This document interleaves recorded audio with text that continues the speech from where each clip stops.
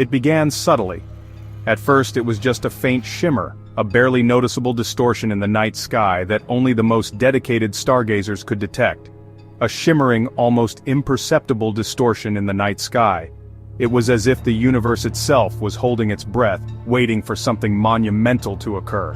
Astronomers peering through their telescopes were the first to notice it. A colossal nebula, swirling with electromagnetic energy, was on a direct collision course with Earth. They watched in awe and trepidation as the vibrant colors of the nebula danced across their lenses, knowing that this was no ordinary celestial event.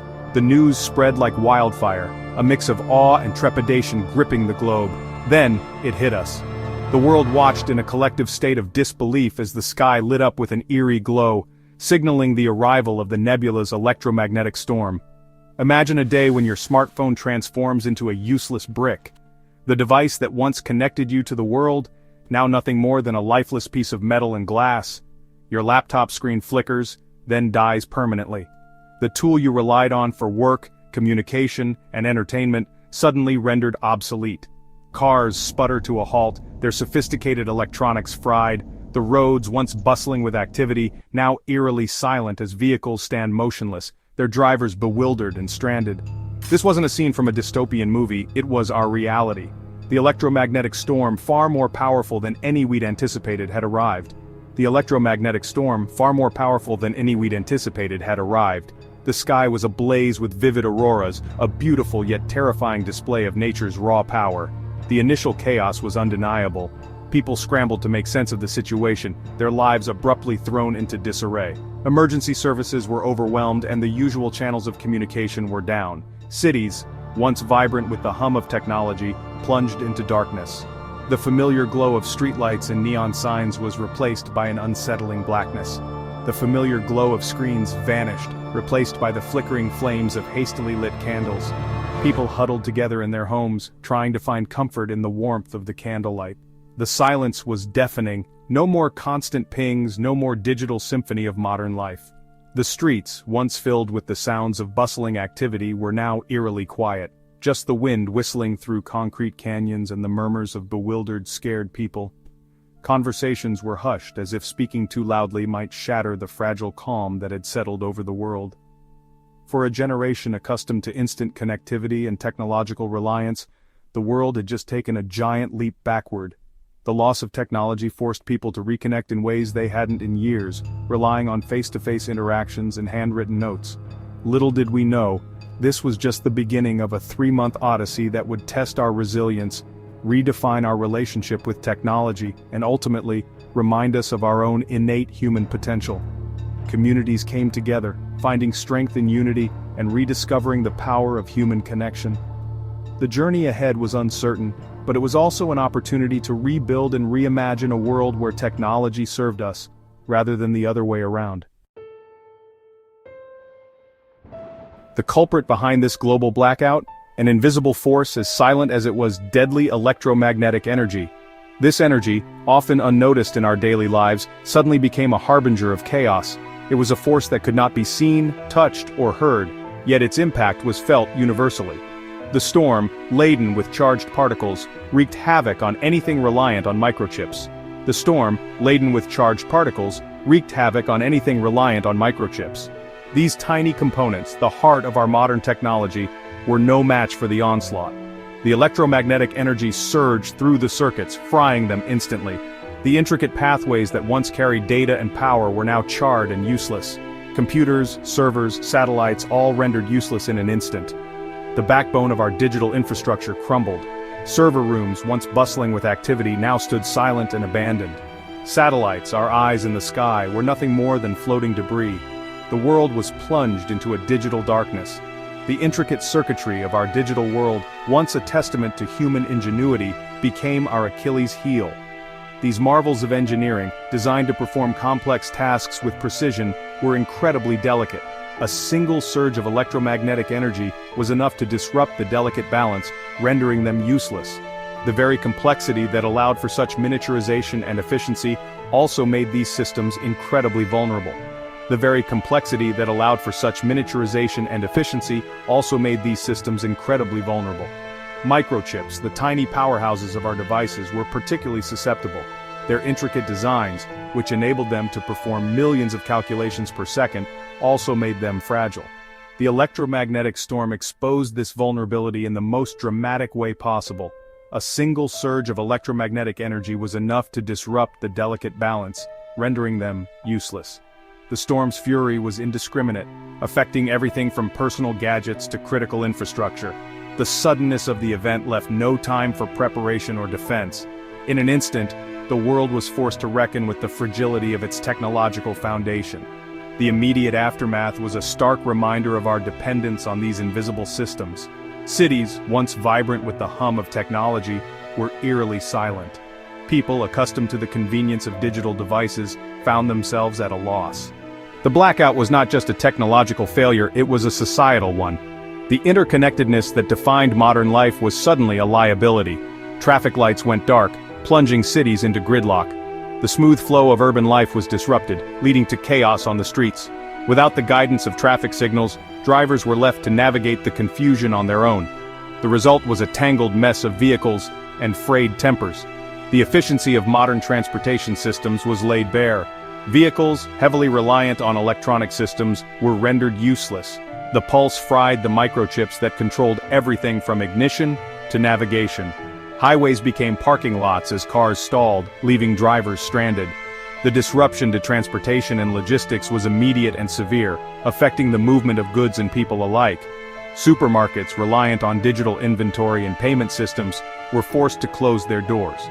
The shelves, usually stocked with goods, were now inaccessible.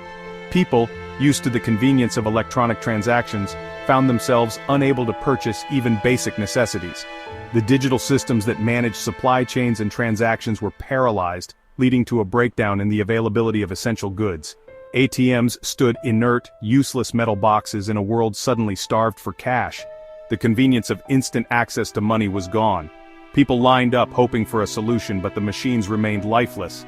The financial systems so heavily reliant on digital infrastructure were crippled. The sudden scarcity of cash highlighted the vulnerability of a cashless society. The digital world as we knew it had ceased to exist. Offices once buzzing with the activity of computers and servers were now empty. Internet cafes, hubs of connectivity were deserted. The silence was deafening. The tools that had become extensions of ourselves were now useless. The digital age had come to an abrupt halt. We were thrust back into an analog age, forced to confront the fragility of our technology and the depth of our reliance on it. People turned to old-fashioned methods, using physical maps and analog devices.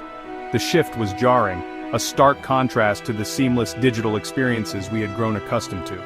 The event was a wake-up call, a reminder of the delicate balance that underpins our modern world. The initial shock gave way to a daunting reality. We were cut off. The digital umbilical cord that had tethered us to the world was severed, leaving us adrift in a sea of analog uncertainty. The silence was not just the absence of sound, but the absence of connection, of instant information, of the digital heartbeat that had become the rhythm of our lives. The global network that had connected us, entertained us, informed us, was gone. The silence was deafening. Internet cafes, once bustling with activity, now stood as empty shells, their screens dark and lifeless. Newsrooms, the nerve centers of our information age, were eerily quiet, their computers turned off, their digital feeds cut off. The constant hum of the digital world, once an unnoticed backdrop to our lives, was now a void, a stark reminder of what we had lost. Remember landlines? Those old devices, once considered obsolete, were now our only means of communication. The streets, usually alive with the glow of electronic signs and advertisements, were now dark and quiet, as if the city itself had gone to sleep. Those relics of the past, gathering dust in our homes, became our lifelines. We dug them out of attics and basements, cleaned off the dust, and plugged them back in. The familiar ring of a landline phone, once a sound from a bygone era, was now a beacon of hope, a connection to the outside world. Rotary phones, immune to the electromagnetic chaos, became prized possessions, connecting us with loved ones, sharing news, and offering reassurance in the face of uncertainty. The tactile sensation of dialing a number, the click of the rotary wheel, the sound of a voice on the other end, these simple acts became profound in their significance. Newspapers, once on the verge of extinction, experienced a resurgence. The printed word, which had been overshadowed by digital media, was now our primary source of information. Newsstands, which had been disappearing from our streets, were now bustling with activity as people clamored for the latest edition. Printed words on paper, a tangible link to the outside world, became precious commodities. We unfolded the crisp pages, eager to absorb every detail, every announcement, every attempt to make sense of the situation. The rustle of paper, the smell of ink, the feel of newsprint. These sensory experiences, once taken for granted, were now cherished. We huddled over them, absorbing every detail, every announcement, every attempt to make sense of the situation. Families gathered on porches and living rooms and parks, sharing the news, discussing the events, trying to piece together a world that had suddenly become unfamiliar. The world had slowed down. The frenetic pace of the digital age was replaced by a simpler, more deliberate rhythm. Traffic moved slowly, people walked leisurely, and the constant rush of modern life seemed to have paused. The frenetic pace of the digital age was replaced by a simpler, more deliberate rhythm. Children played in parks, people sat on benches and talked, and the world seemed to breathe a collective sigh of relief. The absence of digital distractions allowed us to reconnect with each other, to engage in conversations, to enjoy the simple pleasures of life. We were forced to rediscover the forgotten art of patience, to wait for news, to connect with loved ones, to navigate our world without the constant guidance of our digital devices. Radios, once a staple of every household, were dusted off and tuned in. The crackling sound of a broadcast, the voice of a distant announcer, became our link to the wider world. We wrote letters by hand, pouring our thoughts and feelings onto paper, and waited for replies. In this analog world, we found a new kind of connection, one that was slower, but perhaps more meaningful. The initial days were the hardest. Supermarkets, their digital inventory systems down, were overrun. Food and water became precious commodities, more valuable than ever. The reliance on just-in-time supply chains became painfully apparent as store shelves emptied quickly. Hospitals, heavily reliant on sophisticated equipment, faced unimaginable challenges. Life support machines, imaging devices, even basic monitoring systems, all rendered useless by the storm. Doctors and nurses trained on cutting-edge technology were forced to rely on their knowledge and ingenuity, improvising with limited resources. Transportation ground to a halt. Cars with electronic ignitions sat idle. Airplanes were grounded, their complex avionics systems compromised. Trains reliant on digital signaling stood silent on their tracks. The world, once effortlessly connected, was fragmented, each city, each town, each community left to fend for itself. The veneer of civilization, so dependent on a fragile web of technology, had thinned, revealing the raw instincts of survival that lay beneath. Yet, amidst the chaos and uncertainty, something remarkable began to emerge. The indomitable spirit of human resilience.